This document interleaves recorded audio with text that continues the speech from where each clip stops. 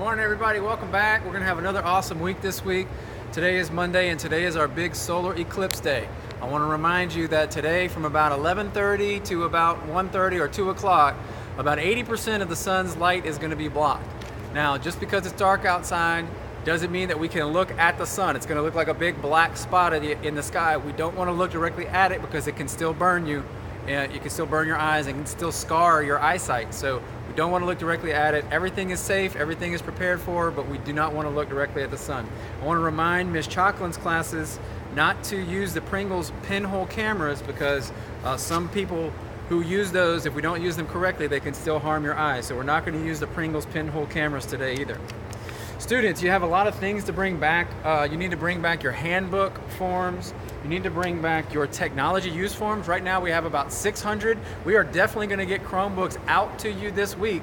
We just want to make sure we get those technology use forms back. We need about 300 more before we can get those Chromebooks out. So make sure you bring those back. And students, please make sure you let your parents know about the Parents of Westdale parent group. Destination Imagination has its first meeting this Thursday, August 24th. That's going to be immediately after school until 4 o'clock in room 85 with Ms. Hines.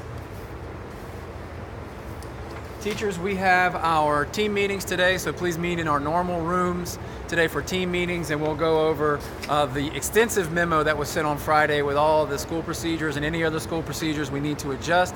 Everything is running really smoothly. Students, you're doing really well. Remember to get to class on time. We are going to start taking tardies, and we'll talk about that in team meetings today.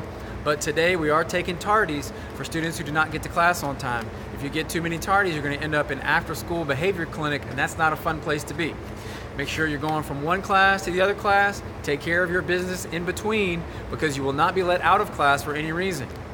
Also, make sure that you're staying in uniform, and that means keeping your shirts tucked in at all times. I have a few students who are going to be in behavior clinic already over their shirts being untucked.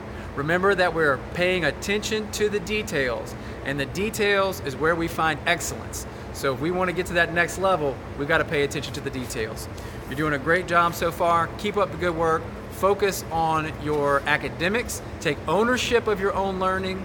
Know what skills you're working on and know where you are in those skills. Know if you need to, what you need to improve, what subject you need to improve in.